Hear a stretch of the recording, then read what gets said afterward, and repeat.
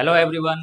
जैसा कि आपको पता है कि एपी का फर्स्ट पार्ट हम कर चुके हैं, है ना। आज हम करेंगे एपी का सेकंड पार्ट। ठीक है, चलो स्टार्ट करते हैं। अब 16th क्वेश्चन हमारा क्या बोल रहा है कि अब मैन्युफैक्चरर ऑफ टीवी सेट्स, ठीक है। तो एक मैन्युफैक्चरर है, ठीक है, टीवी सेट्स का, जो कि 600 सेट बनाता है थर्ड ईयर में। ठीक है, थर्ड ईयर में कितने सेट बनाए उसने? 600 सेट, ध्यान रखना। तो ऐसे क्वेश्चनों में ध्यान रखो क्या दिया हुआ है हमें भाई, थर्ड ईयर मतलब A3 दिया हुआ है। क्या दिया हुआ है? A3। कितने सेट्स बनाए? 600, ठीक है। 700 सेट्स उसने बनाए कितने? सेवंथ ईयर का मतलब A7 दिया हुआ है। क्या दिया हुआ है? A7 दिया हुआ है आपको, ठीक है। 700 सेट्स बनाए उसने, A7 दिया हुआ है आपको।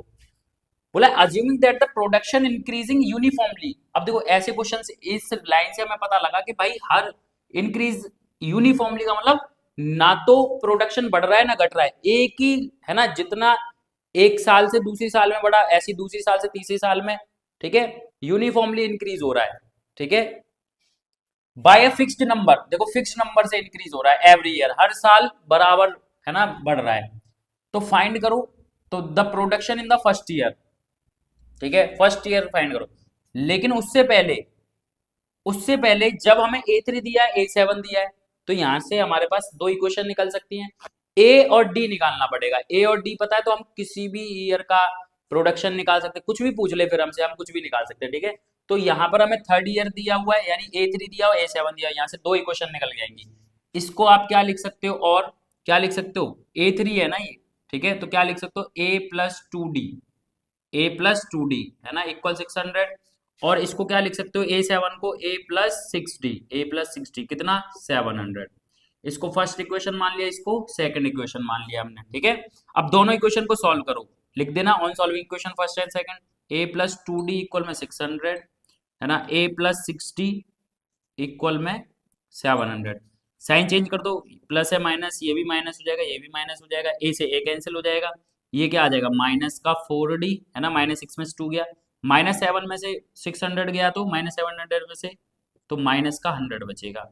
अब डी की वैल्यू क्या आ जाएगी? -100, ये -4 इधर आ जाएगा डिवाइड में, माइनस से माइनस कैंसिल, 4 से कट करोगे कितना आ जाएगा? 25। तो डी की वैल्यू आ गई 25। यानी हर साल जो है वो 25 सेट्स इंक्रीज कर रहा है ना, हर साल। इससे ये पता लग गया ना, डी आ गया हमारे पास निकल के। अब फर्स्ट क्या पूछ रहा है, अब देखते हैं जरा। देखो फर्स्ट क्या बोल रहा है हमसे, फर्स्ट पार्ट में बोला the production in the first year. तो फर्स्ट ईयर का मतलब क्या है? अच्छा देखो, अब डी निकल आया ना, फर्स्ट ईयर में कितना प्रोडक्शन है, यानी ए निकालना पड़ेगा अब हमें। तो ए की वैल्यू कैसे निकालोगे? डी की वैल्यू पुट कर दो, किसी भी इक्वेशन में पुट कर दो यहाँ पर, है ना, किसी भी इक्वेशन में पुट कर दो। तो the production in the first year, the production in the first year, ठीक है, पुट कर दो किसी में भी। तो A+2 और D की वैल्यू क्या है? 25 इक्वल में 600। ये हो जाएगा, ये हो जाएगा आपका 25 इंटू 2 करोगे 50, 50 उधर जाके माइनस कर दो, कितना आ जाएगा? 550, है ना। तो A की वैल्यू आ गई 550, यानी the production of the first year कितनी आ गई? यहाँ लिख देना 50, है ना, नीचे लिख देना the production in the first year 50, नीचे लाइन डाल के, ठीक है। अब सेकंड पार्ट हमसे बोले the production the 10th year. अब 10th ईयर की बात करें, 10th ईयर का मतलब क्या हुआ? A10 निकालना है हमें, है ना, A+90। तो A की वैल्यू पता है 550 है, +9, D की वैल्यू कितनी है हमारे पास? 25 है, D की वैल्यू 25 है, ठीक है, 25। सॉल्व करो इसको, तो कितना आ जाएगा? चलो मैं यही लिख देता हूँ, इक्वल 25 इंटू 9 करो, कितना आ जाएगा? 25 इंटू 9, है ना। तो 9 5 से 45 होता है 4, और ये आ जाएगा 225, है ना। अब इसमें प्लस कर दो 550 को, प्लस कर दो 550 को, ठीक है। तो ये 5 7 और 7 कितना आ गया? 775। इतने सेट्स बनाता है वो, है ना, 10th ईयर में कितने बनाता है? 775। ये आ गया आंसर हमारा सेकंड पार्ट का, है ना। द प्रोडक्शन द, तो नीचे लाइन लिख देना, the production in the 10th year कितना? 775 सेट्स। अब हमसे बोला है टोटल प्रोडक्शन बोल रहा है, फर्स्ट ईयर में टोटल प्रोडक्शन बताओ। तो भाई टोटल का मतलब क्या है? सम पूछ रहा है ना फर्स्ट ईयर में, है ना, ठीक है। अच्छा इस क्वेश्चन में ना यहाँ पर मिसिंग है बेटा, है ना। यहाँ 7 आएगा, 7, 7 फर्स्ट ईयर। ठीक है, the total production in 7 first year आएगा यहाँ, 7 पहले 7 सालों में बताना है हमें। ठीक है, the total production in 7 first years, पहले 7 सालों में प्रोडक्शन बताना है ना। 7 सालों का सम निकाल लो, तो इसका हो जाएगा। अब ये थर्ड पार्ट देखो, थर्ड पार्ट में बोला 7 सालों का है ना, यहाँ 7 जरूर लिखना। 7 फर्स्ट ईयर, तो क्या पूछ रहा है हमसे, S7 पूछ रहा है ना हमसे, S7। Sn का फॉर्मूला क्या होता है हमारा, n/2। ठीक है, 2a प्लस n माइनस 1 और d, यही फॉर्मूला होता है। ठीक है, अब S7 नंबर ऑफ ईयर कितने हैं, 7 है। n की वैल्यू 7/2, 2a की वैल्यू हमें पता है 550 है हमारे पास, 550 प्लस n की वैल्यू 7 माइनस 1, और d की वैल्यू क्या निकली थी, d की वैल्यू आई थी 25, 25 लिख दो यहाँ। ठीक है, 25 ये आ गया। अब सॉल्व कर दो इसको, 7/2, 2 से मल्टीप्लाई करो इसकी। ठीक है, 2 से मल्टीप्लाई करोगे तो क्या आ जाएगा, 0, 2 5 जा 10, और ये 11 आ जाएगा। ठीक है, 1100 प्लस 7 में से बन गया 6, 6 इंटू 25 करोगे 150 होता है ना। 25 6 150, 25 सिक्के 150। अब 7/2, ये हो जाएगा आपका 1250। 2 से इसको कट कर लो, 2 6 जा 2 2 जा 2 5 जा। ठीक है, अब 7 से इसको मल्टीप्लाई कर दो, 7 5 जा 35, 3 कैरी, 7 2 जा 14 और 3 17, है ना, 1 कैरी, 7 6 जा 42, और ये 4375। देखो S7 आ गया, यानी कि 7 सालों में उसने जितना भी प्रोडक्शन किया उसका सबका सम कितना है, 4375 सेट उसने टोटल बनाए हैं। ये आपको करना है, क्लियर है। नीचे लिख देना है ना, the total production in 7 first years is 4375। Clear, ठीक है बच्चों। तो ये आ गया हमारे पास, है ना। और फर्स्ट ईयर में, अच्छा यहाँ पर 550 बेटा, है ना, 50 नहीं है, वो गलती से लिख दिया, 550 है यहाँ पर। ठीक है ना, 550 फर्स्ट ईयर में। क्लियर है, अच्छे से कर लेना, क्वेश्चन अच्छा है। आइए नेक्स्ट क्वेश्चन करते हैं। देखो क्वेश्चन नंबर 17 क्या कह रहा है। ठीक है, कि if the sum of the N terms, sum of the N term मतलब एस एन दिया हुआ है आपको कितना, 4n माइनस एन स्क्वायर, है ना। सम ऑफ एन टर्म का मतलब यही होता है, या ऐसे बोलते सम ऑफ फर्स्ट एन टर्म, बात वही है। एन की जगह कुछ भी दे दे, सम ऑफ फर्स्ट क्यू टर्म दे दे, तो लिखोगे तो ऐसे ही, बस एन की जगह वेरिएबल चेंज कर देगा, क्यू दे देगा, पी दे देगा, तो कंफ्यूजन ही होना, है ना, बात वही है। ठीक है, तो एस एन दे दिया, ये दे दिया, बोला what is the first term, बोला फर्स्ट टर्म क्या है, दैट इज S1। यहाँ बता भी रखा है कि जो S1 है वही फर्स्ट टर्म होती है ना। तो बिकॉज S1 जो होती है वो A1 के बराबर होती है। मान लो कोई AP दे रखी है आपको, अब उसमें फर्स्ट टर्म का सम करोगे तो वही तो होगी, है ना, वही टर्म होगी। तो S1 A1 के बराबर होती है, तो A1 निकल आएगा, देयरफॉर A1 क्या हो जाएगा, S1। तो S1 कैसे निकालोगे, जहां n है वहां 1 रख दो, है ना, तो 4 और n की जगह 1 रख दो। ठीक है, तो ये हो जाएगा 4 माइनस 1 क्या आ जाएगा, 3, तो A1 की वैल्यू आ गई 3, ये आ गया हमारा फर्स्ट टर्म। अब ये ध्यान रखना, ठीक है, तो बोला what is the sum of first two term, first two term का सम क्या होगा, तो S2 पूछ रहा है हमसे, S2 पूछ रहा है ना। तो जहां n है वहां 2 रख दो, तो 4 और ये 2 माइनस 2 का स्क्वायर, है ना, तो 4 2 जा 8 और ये 4, तो क्या आ जाएगा, 4 आ जाएगा, S2 आ गया, सम ऑफ टू टर्म आ गया। ठीक है, आगे बोला what is the second term, second term क्या होगी।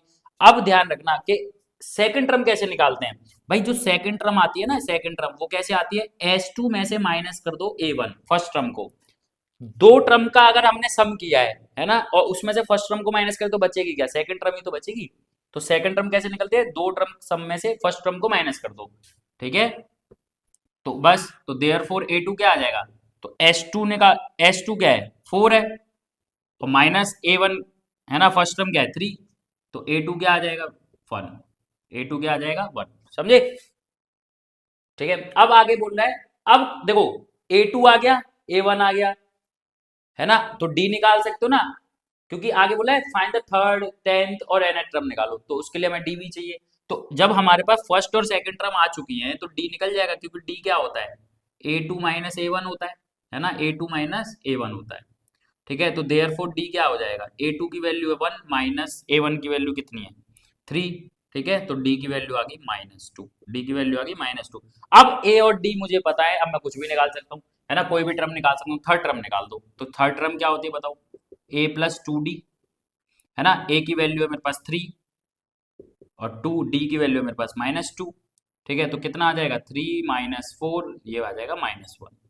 A3 आ गई मेरे पास, -1 आ गई। ठीक है, अब बोला 10th टर्म निकालो। तो 10th टर्म क्या होती है, A10 होती है A प्लस 9D। ए की वैल्यू 3 9 और डी की वैल्यू -2, तो ये आ जाएगा 3 -18, कितना आ जाएगा -15, है ना। तो 10 टर्म क्या आ गई, -15 आ गई, ये लो, है ना। अब बोला nth टर्म, nth टर्म क्या होती है भाई, an होती है, यानी a प्लस n -1 और d, यही फॉर्मूला होता है nth टर्म का। तो a की वैल्यू 3, n -1, d की वैल्यू -2, है ना। तो ये हो जाएगा 3 और ये आ जाएगा आपका प्लस, ओपन कर लो, -2n और ये प्लस का 2। ठीक है, तो ये क्या आ जाएगा 5, अभी ऐसे ही रहने दो, 3, है ना। इसको ओपन कर लो, -2n और प्लस का 2, तो ये हो जाएगा 3 to 5 -2n, ये आ गई हमारी an, है ना। ये एनेट्रम आ गई -5 -2n, बस यही क्वेश्चन पूछ रहा था हमसे।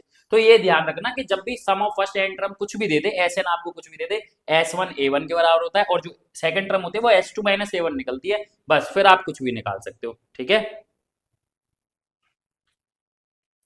नेक्स्ट क्वेश्चन देखते हैं, क्वेश्चन नंबर 18। ठीक है, तो ये क्या बोला है, find the sum of the first 15 multiples of 8, है ना। फर्स्ट 15 मल्टीपल्स ऑफ 8, तो पहले एपी बना लो यहाँ से।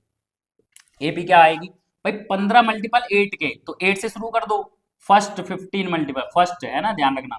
तो 8, 8 के टेबल पढ़ते जाओ, 8 2 16, 8 से 24, ऐसे ही चलता जाएगा। कितने टाइम पे, 15 टाइम पे, 15 8 15 8 जा कितना होता है, 120 होता है ना।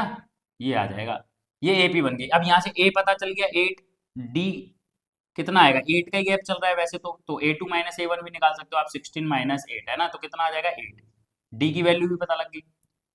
अब देखो n निकालने की जरूरत नहीं है, जब हमें बताता ही नहीं कितने मल्टीपल है, तो है ना, जैसे 3 डिजिट बोल देता है, 2 डिजिट बोल देता है सम, तो फिर हमें निकालने की जरूरत पड़ती। अब यार 15 मल्टीपल बोला है, यानी हमें n की वैल्यू तो पता ही है कि 15 ही होंगे, 15 ही होंगे ना लास्ट तक, तो 15 है, n की वैल्यू 15 पता लग जाएगी डायरेक्ट। अब सम बोल रहा है हमसे, सम निकाल दो। सम का फॉर्मूला क्या होता है, Sn n/2 2a plus n -1 d। ठीक है, ये होता है। तो देयरफॉर एस एन की वैल्यू 15, तो ये हो जाएगा 15/2।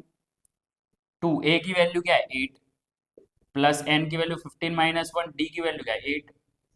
ठीक है, ये आ गया। अब ये 15/2 ऐसे ही रहने दो, ये हो जाएगा 16 प्लस 15 में से 14, 48 जा 112 हो जाएगा। ठीक है, ये हो जाएगा 15/2, कितना आ जाएगा 128, 128, 2 से कट कर दो इसको, 2 6 जा 2 4 जा, और 15 इंटू 64 करो, है ना। 15 इंटू 64 आ जाएगा, कितना आ जाएगा, 15 4 60 होता है, 6 कैरी, 15 6 जा 90, और ये 6 कैरी प्लस कर दो इसमें, 960। तो यानी 15 मल्टीपल्स का सम कितना होगा, 960 होगा। कितना होगा, 960। ठीक है, ये आंसर आएगा। क्लियर, चलिए नेक्स्ट क्वेश्चन देखते हैं। क्वेश्चन नंबर 19 क्या बोल रहा है कि find the sum of the odd numbers between 0 and 50। 0 and 50 के बीच में बोल रहा है, बीच में, ध्यान रखना, 0 एंड 50 के बीच में, है ना। तो अगर मैं यहाँ से एपी बनाना चाहूँ, क्या बनेगी एपी बताओ भाई, 0 और 50 के बीच में, है ना, ऑड नंबर, तो क्या होगा, 1 आएगा, 3 आएगा, 5, ऐसे डॉट डॉट डॉट चलती जाएगी। लास्ट में 50 से लास्ट 49 होता है एक ऑड नंबर, है ना, 49 भी तो ऑड नंबर होता है, तो ये मेरी एक एपी बन जाएगी। ठीक है, तो यहाँ पर ए की वैल्यू आ गई 1, है ना। डी की वैल्यू कितनी आ जाएगी बताओ, डी की वैल्यू क्या आ जाएगी, A2 -A1, A2 -A1, तो A2 की वैल्यू 3 -1, तो यानी डी, डी आ गया मेरे पास 2, है ना। और AN लास्ट टर्म कितनी है, 49 है ना भाई, ऑड नंबर चाहिए ना, 1 3 5 7 ऐसे चलते जाएंगे, और लास्ट में ऑड नंबर देख लो बस 49। तो ए आ गया, डी आ गया, AN आ गया। अब नंबर ऑफ टर्म्स निकाल सकते हैं कि इसमें नंबर ऑफ टर्म्स कितने हैं, है ना।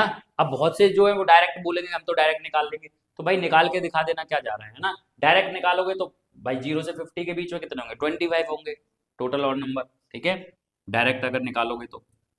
अब an का फॉर्मूला लगा दो यहाँ, an बराबर a प्लस n -1 d। ठीक है, तो an की वैल्यू है 49, a की वैल्यू है कितनी 1 प्लस n -1, d की वैल्यू क्या है 2। अब ये 1 इधर आके माइनस हो जाएगा, 48 आ गया, तो ये n -1 और ये 2। ठीक है, ये 2 आके डिवाइड कर देगा इसको, n -2 से कट कर दो, कितना आ जाएगा 24, और ये -1 है इधर आगे प्लस, तो n की वैल्यू कितनी आ गई 25, है ना। तो यानी टोटल नंबर ऑफ टर्म्स कितनी है इसमें 25, यानी 25 और नंबर होंगे 0 से 50 के बीच में, है ना। निकाल के दिखा दिया, नंबर नहीं कटने चाहिए कहीं पे भी। अब हमसे बोला सम करो उन ऑड नंबर का, तो अब हमें n पता लग गई, 25 है, a और पता है, d भी पता है, तो Sn का फॉर्मूला लगा दो। Sn का फॉर्मूला क्या होता है n/2, ठीक है। और एक फॉर्मूला मैंने आपको बताया था, यहाँ वो यूज कर लो, a+l, यही होता है n/2 a+l, जब लास्ट टर्म पता हो हम लोगों को, है ना।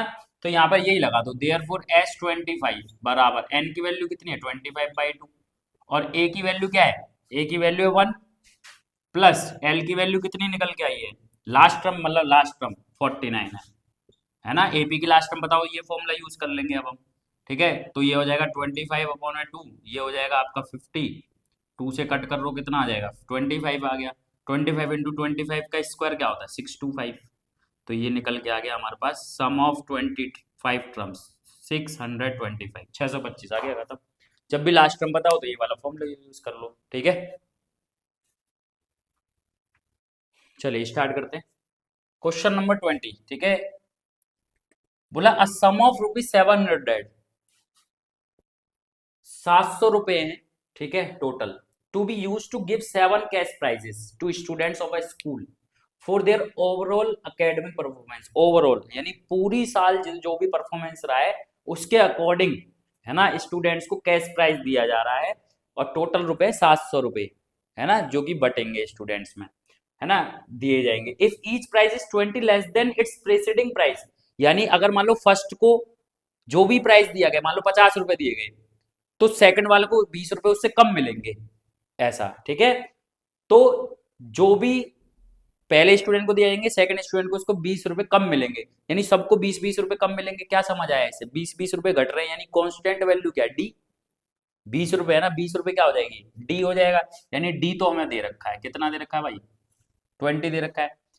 टोटल सम, टोटल सम कितना दे रखा है एस एन, कितना दिया हुआ है 700 रुपए दिया हुआ है, टोटल ही तो दिया हुआ है ना। जितने भी नंबर ऑफ स्टूडेंट होंगे एन होगा, है ना, उनमें कितने पैसे बट गए 700 रुपए। अब बोला इफ ईच प्राइस, ये है ना, find the value of each of the prizes, ठीक है। अब हमसे बोल रहा है कि value of each of the prizes, है ना, तो कितना प्राइस था ये पता करो आप, है ना, कितना प्राइस था ये हमें पता करना है, ठीक है। तो कैसे निकालोगे, अच्छा यहाँ पर ये भी दे रखा है, देखो गिव 7 कैश प्राइस, 7 है ना, यहाँ पे ये दे रखा है हमें, देखो 7, इस पे ध्यान नहीं दिया, 7 भी दे रखा है, तो यानी एन भी पता है हमें, एन कितना है, एन है हमारे पास 7, 7 है ना, एन है 7, 7 कैश प्राइस दे रहा है, तो एन भी पता लग गया है ना। तो यानी ये जो वैल्यू दे रखी है वो S7 की दे रखी है, S7, देखो यहाँ एन पता है, S7 पता है, और डी भी पता है हमें, ठीक है। 7 कैश प्राइस दे रहा है ना, यानी 7 बच्चों में ही बट रहे हैं। तो अब बोल रहा है कि value of each of the prizes निकालो, तो यानी फर्स्ट, अगर मेरे को फर्स्ट प्राइस पता चल जाए तो सारे प्राइस पता लग जाएंगे, 20 रुपए कम है सारे, ठीक है। अब निकाल दो, देखो यहाँ एस एन का फॉर्मूला लग जाएगा, S7 दिया हुआ है ना हमें, तो एस एन का फॉर्मूला लगा दो n/2, 2a प्लस n-1 और d, ठीक है। तो देयरफॉर S7 बराबर 7/2, 2a, ए की वैल्यू तो नहीं पता है ना, फर्स्ट प्राइस ए है, ठीक है। n की वैल्यू क्या है 7-1, और d की वैल्यू क्या है मेरे पास 20। अच्छा एक चीज और ध्यान रखो, क्या, अब जैसे मैंने यहाँ 20 रख दिया, लेकिन यहाँ पर लेस हो रहा है, कम हो रहा है, तो 20 जो लिखेंगे वो नेगेटिव लिखेंगे, कम हो रहा है ना, माइनस हो रहा है, ध्यान रखना, तो -20 लिखेंगे, ठीक है, -20 ये लिखेंगे, क्लियर। अब 7/2, 2a प्लस 7-1 6, और 6 इंटू -20 करोगे तो कितना आ जाएगा, माइनस का 120 आ जाएगा, है ना। तो 7/2, 2a प्लस माइनस माइनस हो जाएगा, ये 120 आ गया, 120 आ गया, ठीक है। अब यहाँ से देखो 7/2, यहाँ से मैं 2 कॉमन ले सकता हूँ, इसमें से कॉमन निकाल लो 2 को, तो क्या बचेगा, a-60 बचेगा, है ना। अब ये 2 से 2 कैंसिल हो जाएगा, 2 से 2 कैंसिल कर दो, तो क्या बचा 7, है ना, a-60 बचा, a-60। अच्छा यहाँ पर हमें S7 की वैल्यू बता दी, S7 की वैल्यू क्या थी 700, तो इसको भी लेके चलो साथ में, है ना 700, ठीक है 700, इस वैल्यू को लेके चलो साथ, जो जो वैल्यू पता है सब रख दिया करो, ठीक है। अब ये 7 मल्टीप्लाई में इधर आके डिवाइड हो जाएगा, इक्वल में क्या बचा, ए माइनस 60, 7 से कट कर दो, कितना आ गया 100। तो 100 और ये माइनस का इधर आके प्लस हो जाएगा, तो ए की वैल्यू आ गई 160। ए की वैल्यू कितनी आ गई 160, ठीक है, ये आ गई। क्लियर है। तो यानी कि जो फर्स्ट प्राइस है वो कितना है 160 है, ठीक है। तो देयर फोर, है ना, वैल्यू ऑफ ईच प्राइस, तो फर्स्ट प्राइस क्या है, यहाँ लिख दो, फर्स्ट प्राइस 160 है ना। ऐसे ही यहाँ सेकंड प्राइस लिख देंगे, है ना, सेकंड प्राइस, ठीक है, ये ध्यान रखना, सेकंड प्राइस कितना हो जाएगा, 20 कम कर दो 140, है ना। ऐसे ही फिर लिखते जाना थर्ड फोर्थ, ठीक है। यहाँ 140 आ गया, फिर आ जाएगा 120, फिर कितना आ जाएगा, ये आ जाएगा तुम्हारा 100, है ना। फिर कितना आ जाएगा 100 से कम 80, फिर 80 से कम, 80 से कम हो जाएगा 60, है ना। फिर क्या आ जाएगा आपका 40, कितने हो गए 1 2 3 4 5 6 7, ठीक है, 7 हो गए। क्लियर, ये देखो आ गया, ठीक है। इस तरीके से बच्चों को प्राइस दिए गए हैं। अगर हम इनकी टोटल वैल्यू देखें तो कितनी हो रही है, जरा गिनना, देखो ये 100 200 और ये 300 हो गया, 300 300 और ये भी 300 हो गया, है ना। कितना आ गया, ये हो गया 300, ठीक है, 300 और ये कितना हो गया 300 और ये 200 होगा, है ना, 200 500 500 और ये 600 और ये 60 40 100, देखो 700 हो रहा है टोटल प्राइस भी, है ना। इसका मतलब हमारा जो प्राइस निकल के आया वो एकदम राइट निकल के आया है। समझ आ गई बात नहीं है, ठीक है, अच्छा क्वेश्चन है। ये ध्यान रखना -20, अगर 20 कर दिया तो फिर गलत हो जाएगा क्वेश्चन, लेस हो रहा है ना, लेस, तो यानी -20 रखेंगे, यहाँ पे क्वेश्चन गलत हो सकता है आपका। ये देखो 21 जो क्वेश्चन है ना, ये एक नंबर में भी पूछा जा सकता है, 2 नंबर में भी पूछा जा सकता है, और आएगा जरूर, है ना, बहुत इंपॉर्टेंट क्वेश्चन है, आता जरूर है 1 नंबर में भी। बोला first 3 terms of an AP, जब भी आपको 3 टर्म दी जाए एपी की, फर्स्ट 3 टर्म, है ना, तो एक फॉर्मूला होता है, जैसे मान लो किसी एपी में 3 टर्म है ए बी सी, तो जो बीच वाली टर्म होती है ना, बीच वाली टर्म का डबल बराबर होता है इन 2 टर्म का सम का, ठीक है ना। बीच वाली जो टर्म होती है, बीच वाला जो पद होता है उसका डबल कर दो और इन दोनों को प्लस कर दो, फर्स्ट और थर्ड को, तो ये रिलेशन होता है, ध्यान रखना, ठीक है। अगर एपी में कोई फर्स्ट 3 टर्म है एपी में, ये हमें ध्यान रखना है। अब देखो 3 टर्म दे रखी है हमें एपी में, है ना, यहाँ से गिवन लिख लो, ठीक है, ये दिया हुआ है हमें, क्या दिया हुआ है 3y-1, 3y+1 और 5y+1, ये दिया हुआ है, बोला 5y फाइंड करो। तो अब हमें पता है, क्या पता है, कि भाई जो बीच वाली टर्म का डबल होता है ना, यहाँ पता है ना ये रहा, तो सीधा लिख देता हूं मैं। तो बीच वाली टर्म का डबल, तो बीच वाली टर्म है 3y+1, इसका कर दो डबल और प्लस कर दो इन दोनों को, तो 3y-1 प्लस, बीच में प्लस है तो कोई फर्क नहीं पड़ेगा, माइनस होता तो ध्यान रखना पड़ता। ये हो गया, अब कर दो, खोल दो इसको, 2 3 जा 6y और 2 1 जा 2, ये 3y और 5y क्या हो जाएगा 8y, और 1 से 1 कैंसिल हो जाएगा, ठीक है। 6y को उधर ले जाओ, 8y-6y आ जाएगा, ये हो जाएगा आपका 2y, और 2 इधर आ जाएगा डिवाइड में, तो 2 से 2 कैंसिल हो जाएगा, तो क्या आ गया 1, तो y की वैल्यू कितनी आ गई 1। ये हमारा क्वेश्चन हो गया। 1 नंबर में भी ऐसा क्वेश्चन आता है, k की वैल्यू, a की वैल्यू, कुछ भी पूछ ले आपसे, ठीक है, ये रिलेशन लगाना है हमें। आइए नेक्स्ट क्वेश्चन पे चलते हैं, रेशियो वाला क्वेश्चन है और बहुत इंपॉर्टेंट क्वेश्चन है ना एपी का, ठीक है। कैसे करना है उसको देखो, तो क्वेश्चन हमसे बोल रहा है कि the ratio of the sum of m and n term, देखो सम ऑफ एम टर्म, तो सम ऑफ एम टर्म का मतलब क्या है एस एम, ऐसे लिखते हैं ना सम ऑफ एम टर्म्स को, क्या दिया हुआ है रेशियो दिया, और अपॉन में एन टर्म का, इन दोनों का रेशियो दे रखा है हमें, दे रखा है M square upon N square, ये दे रखा है ना, sum of M term, sum of N term का रेशियो दे रखा है एम स्क्वायर एन स्क्वायर। अब बोला so that the ratio of the M at term, क्या प्रूव करना है, देखो प्रूव हमें जो करना है, एमएथ ट्रम, एमएथ ट्रम कैसे लिखते हैं ए एम, है ना, अपॉन में एन एथ ट्रम, यानी इन दोनों का रेशियो जो होना चाहिए वो क्या होना चाहिए 2m-1 और 2n-1, ये हमें प्रूव करना है, ठीक है, ये हमें प्रूव करना है। जो दिया हुआ है ना वहीं से स्टार्ट कर दो, यही तो पता है आपको बस, और तो कुछ क्वेश्चन में नहीं बोला कि इनका रेशियो ये है और ये प्रूव करो, ठीक है, तो जो दे रखा है उसको प्रूव करो। तो यहाँ पर हमें एस एम दे रखा है ना, एस एन का फॉर्मूला क्या होता है n/2, यहाँ n की जगह m है तो m/2 2a plus n, n की जगह m-1 और d, यही दे रखा है अपॉन में एस एन, तो यहाँ पे n by two, two a plus N minus one और डी, यही फॉर्मूला होता है। इक्वल में क्या है, एम स्क्वायर और एन स्क्वायर, यही दिया हुआ है। ठीक है, अब ये देखो इधर जो m है मल्टीप्लाई में इधर भी मल्टी है ना, देखो दोनों तरफ m है, तो एक m से एक m कट जाएगा यहाँ से, इधर एक n से एक n कट जाएगा, ध्यान रखना। तो क्या बचा सिर्फ हमारे पास, और देखो यहाँ 2 से 2 है ना, यहाँ 2 से 2 कट जाएगा, तो यहाँ तो कुछ नहीं जाएगा। या फिर ऐसा कह लो कि यहाँ 1/2, यहाँ भी 1/2, 1/2 से 1/2 कैंसिल, क्या बचा m अपॉन m और n बचा, और एक m से एक m कट गया, एक n से एक n कट गया, ये ध्यान रखना। तो क्या बचा 2a plus m minus one और d है ना, अपॉन में ये आ जाएगा 2a plus n minus one D, ये आ गया क्या, m अपॉन n, ये आया। ठीक है, अब क्या कर सकते हैं हम, अब कर सकते हैं हम क्रॉस मल्टीप्लीकेशन, है ना, क्रॉस मल्टीप्लाई कर दो अब। ठीक है, n को इधर ले आओ मल्टीप्लाई में, तो ये हो जाएगा 2a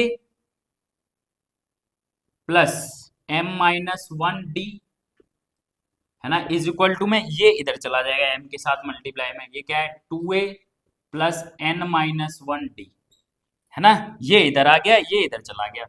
अब ओपन कर दो, क्या हो जाएगा 2an, है ना, और ये इसके साथ मल्टीप्लाई हो जाएगा, तो ये आ जाएगा m माइनस वन और dn, ये मल्टीप्लाई हो जाएगा, ये भी तो मल्टीप्लाई में है, इक्वल ये आ जाएगा 2am, और ये क्या आ जाएगा plus n minus one dm, dm ये आ गया।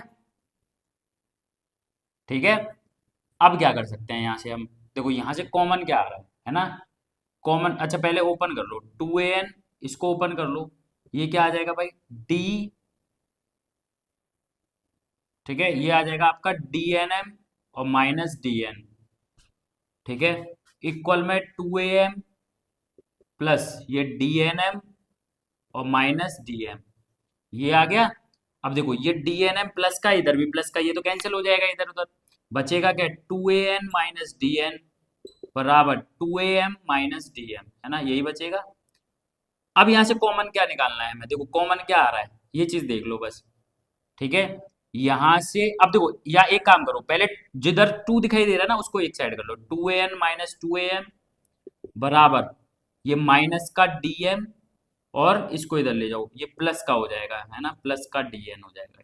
ठीक है, ये हो गया, ये प्लस का इधर आके माइनस, ये माइनस का इधर आके प्लस। अब यहाँ से कॉमन क्या आ रहा है वो निकालो, 2a कॉमन आ रहा है, 2a कॉमन निकालो, क्या बचा n माइनस m बचा, है ना। यहाँ से क्या कॉमन आ रहा है बताओ, यहाँ से माइनस डी कॉमन निकाल लो, क्या कॉमन निकाल लो, माइनस डी।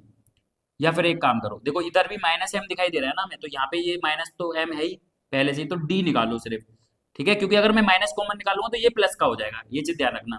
तो डी कॉमन निकाल लो, इधर भी क्या बच जाएगा, एन पॉजिटिव है पहले लिख दो, ये माइनस एम है तो इसको बाद में लिख सकता, कोई दिक्कत थोड़ी है। तो एन माइनस एम कैंसिल हो जाएगा, तो डी की वैल्यू क्या आ गई मेरे पास, 2a, डी की वैल्यू क्या आ गई, 2a आ गई। ठीक है, डी की वैल्यू निकल के आ गई। अब हमसे बोल क्या रहा था, एम एट टर्म निकालो, ये प्रूव करो। तो भाई एम एट टर्म होती क्या है, ए एम अपॉन में ए एन, है ना, इसको क्या लिख सकता हूं मैं, A plus M minus one D, ये लिख सकता हूं। और इसको क्या लिख सकता हूं मैं, ए प्लस, है ना, A plus N minus one D, ये लिखा जा सकता है। ठीक है, अब रख दो वैल्यू पुट कर दो डी की इसमें।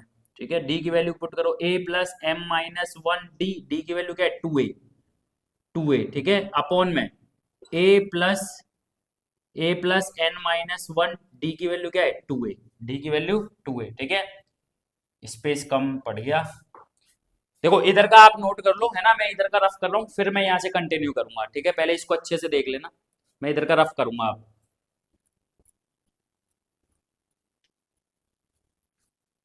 ठीक है, अब देखो यहाँ पे मैंने 2a वैल्यू रख दी, यहाँ पर 2a वैल्यू रख दी। ठीक है, अब देखो यहां से मैं क्या करूं, चलो इस चीज को मैं यहां लिख ले रहा हूं पहले। ठीक है, A plus M minus one, 2a, 2a, ठीक है, अपॉन में A plus N minus one, 2a, ये लिख लिया मैंने, यही था।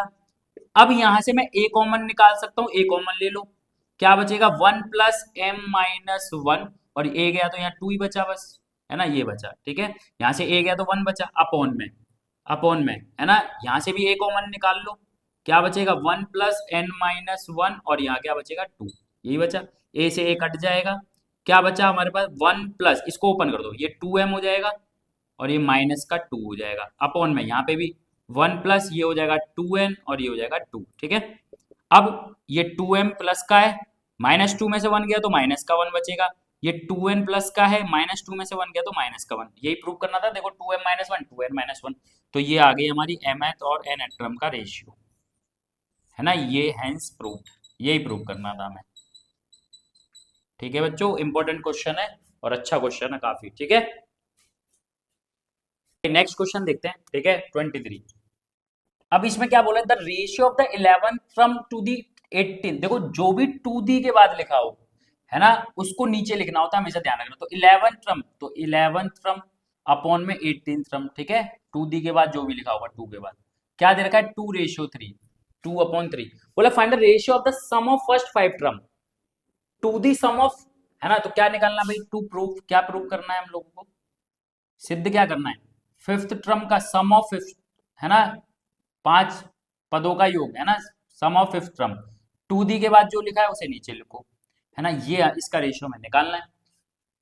ठीक है, अब देखो ये जो दिए रखा है वहीं से स्टार्ट कर दो। A11 को क्या लिख सकते हैं हम लोग, A+10D लिख सकते हैं, लिख सकते हैं ना।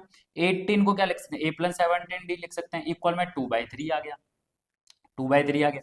क्रॉस मल्टी, कुछ दिख रहा है, नहीं दिख रहा, क्रॉस मल्टीप्लाई कर दो, है ना, ये 3 से इधर मल्टीप्लाई हो जाएगा और ये 2 से इधर मल्टीप्लाई हो जाएगा, ठीक है।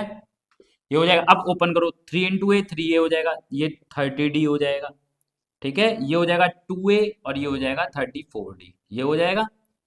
अब ए एक साइड कर दो, डी एक साइड कर दो, तो 3a इस प्लस का इधर आके माइनस हो जाएगा, ये 34d और ये प्लस का उधर जाके माइनस हो जाएगा, ठीक है। ये क्या आ जाएगा, a आ जाएगा, 3a में से 2a गया तो a बचा, 34 में से 30 गया तो 4d बचा, तो a की वैल्यू निकल के आ गई, यानी a जो है वो d का 4 टाइम है ना, a की वैल्यू निकल के आ गई।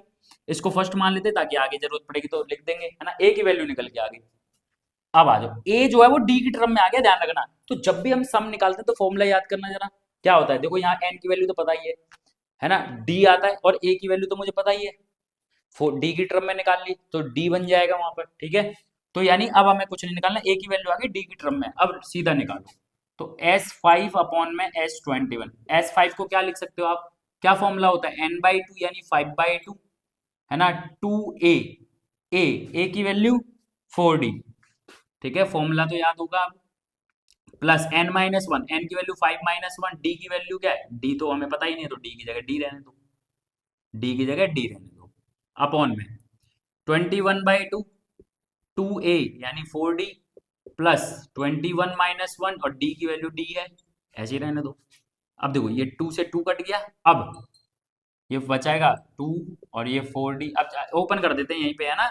तो ये हो जाएगा 2 4 जा 8d और ये प्लस 5 में से 5 1 गया 4, 4d आ जाएगा, है ना, 4d आ गया, अपॉन में ये 21, ठीक है। और यहाँ पर ये 8d और ये क्या बचेगा, प्लस का 21 में से 1 गया तो 20d, ठीक है।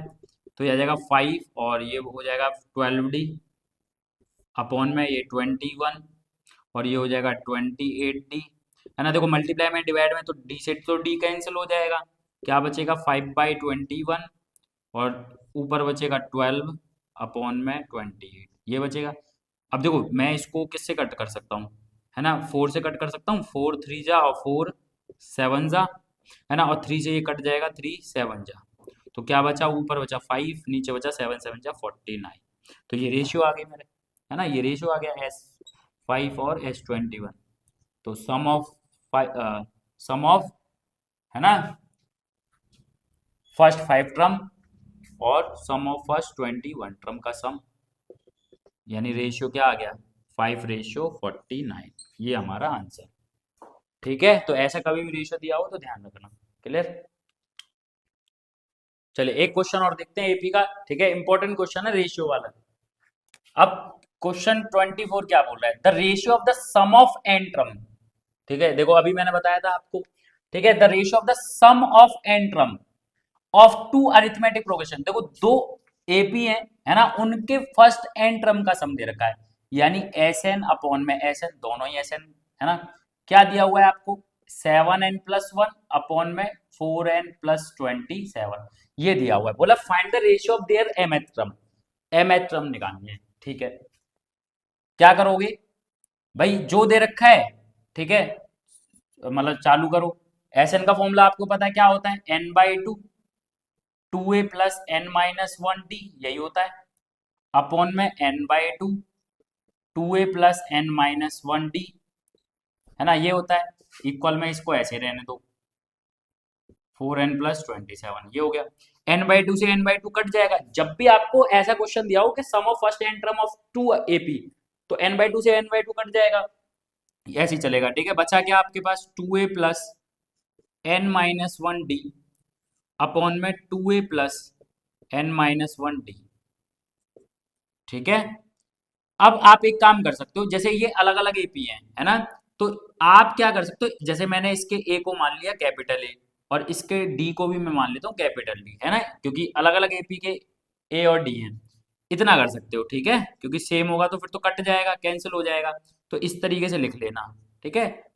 अब ये हो जाएगा 7n+1 अपॉन में 4n+27, ये आ गया हमारे पास। अब हमें निकालना है mth ट्रम। mth ट्रम का मतलब क्या है, देखो पहले ये समझो, am है ना, am, तो कैसे निकलती है कोई भी ट्रम, a प्लस m-1d, यही फॉर्मूला होता है, जैसे an का फॉर्मूला होता है, क्या होता है, a प्लस n-1d, ऐसे mth ट्रम बोल दिया, nth ट्रम की जगह mth ट्रम बोल दिया, तो a प्लस m-1d, यानी यहाँ पर a प्लस m-1 कुछ आना चाहिए, यानी ये 2 नहीं आना चाहिए, तो हमारा काम बन जाएगा फिर, है ना, ये 2 नहीं आना चाहिए, तो इस 2 को हटाने के लिए क्या करें हम लोग, इस 2 को हटाने के लिए हम क्या करते हैं, है ना, इस इक्वेशन को इधर, है ना, या फिर इसमें से 2 कॉमन निकाल लो, है ना, 2 कॉमन निकाल लो, तो 2 कॉमन निकालेंगे, कैसे निकालेंगे भाई, 2 यहाँ तो 2 है, कॉमन आ गया, ए बचा, सिर्फ ए बचा, और जब यहाँ तो 2 है ही नहीं, तो यानी डिवाइड में आ जाता है वो नंबर, तो यहाँ डिवाइड कर दो, ठीक है, अपॉन में, यहाँ पे से भी 2 निकाल लो बाहर, तो यहाँ a प्लस n-1, यहाँ तो 2 था ही नहीं, तो कहाँ से निकलेगा, 2 से क्या कर दो, क्योंकि जब 2 अंदर मल्टीप्लाई करोगे तो 2 से 2 कट जाएगा, वही आंसर आ जाएगा, ठीक है, जब भी ध्यान रखना। अब ये 7n+1 और ये 4n+27, अब देखो 2 से 2 कैंसिल हो गया, है ना, 2 से 2 क्या हो गया, कैंसिल हो गया, क्या बचा, a प्लस n-1/2d, ठीक है, अपॉन में a प्लस n-1/2, ये बचा, और ये d बराबर क्या बचा, वही रेशियो चल रहा है, 7n+1 और 4n+27, ये बचा, ठीक है। अब आ गया, देखो उसी फॉर्म में आ गया ना, यहाँ पर वही फॉर्म आ गई, यानी a प्लस और d, यानी ये जो, अब देखो mth टर्म बोल रहा है हमसे, mth टर्म अभी मैंने क्या बताया आपको, mth टर्म होती है a प्लस m-1d, ये होती है, इसको मैच करना जरा, a प्लस, है ना, डी भी है, क्या है, यानी ये जो होनी चाहिए वो किसके बराबर होनी चाहिए थी, m-1, इसकी जो वैल्यू होगी वो किसके बराबर होगी, m-1 के बराबर होगी, है ना, तो इस वैल्यू को n-1/2 को इसके इक्वल रख दो, कंपेयर कर दो, n-1/2 और m-1 को कंपेयर कर दो। अब इसको यहाँ से n की वैल्यू निकालो, अगर यहाँ n की वैल्यू पता लगी तो m टर्म की वो आ जाएगी, ठीक है, तो ये 2 इधर मल्टीप्लाई हो जाएगा, तो 2m और ये 2 बन जा 2, ये हो जाएगा, ठीक। अब ये -1 है, उधर जाके प्लस हो जाएगा, 2m-2, ये माइनस का इधर आगे प्लस, तो ये हो जाएगा 2m और ये आ जाएगा -1, देखो n की वैल्यू क्या आ गई, 2m-1 आ गई। अब यहाँ पुट कर देंगे, है ना, n की जगह पर क्या कर देंगे, पुट कर दो यहाँ n की जगह पे, ठीक है ना, तो m टर्म की क्या आ जाएगी वैल्यू, n की वैल्यू पता लग जाएगी हमें, तो यहाँ पर am लिख देंगे, क्योंकि कैपिटल m टर्म है, और यहाँ पे am, अब तो निकाल सकते हैं ना, अब n की वैल्यू रख दो यहाँ पर, तो n की वैल्यू क्या है, 2m-1 +1 अपॉन में 4 और 2m-1 और +27, ठीक है, यही है। अब रख दो, सॉल्व कर दो इसको, 7 2 14m आ जाएगा, है ना, देखो यहाँ स्पेस नहीं है, मैं सीधा कर रहा हूँ, देखो 7 2 14m आ गया, अब 7-1 करोगे -7, और -7 में 1 प्लस करोगे कितना आ जाएगा, -6, तो यहाँ आ जाएगा -6, ठीक है, अपॉन में 4 2 8m, 8m तो ऐसे ही रहेगा, 8m आ जाएगा, ठीक है, 8m, और ये 4 1 जा 4, -4, -4 + 27 करोगे तो कितना आएगा, है ना, 23 आ जाएगा, प्लस का 23 आएगा, +23 आएगा, है ना, तो यही हमारा आंसर हो जाएगा, यही रेशियो आ गई mth और, है ना, mth टर्म की रेशियो आ गई 14m-6, 8m + 23, क्लियर है, ये आंसर होगा इसका। ठीक है, आज की क्लास हम यही एंड करते हैं। अच्छे से प्रैक्टिस करना, ये रेशियो वाले क्वेश्चन बहुत इंपॉर्टेंट है। ठीक है, और जिसने पार्ट 1 नहीं देखा वो पार्ट 1 भी जरूर करना।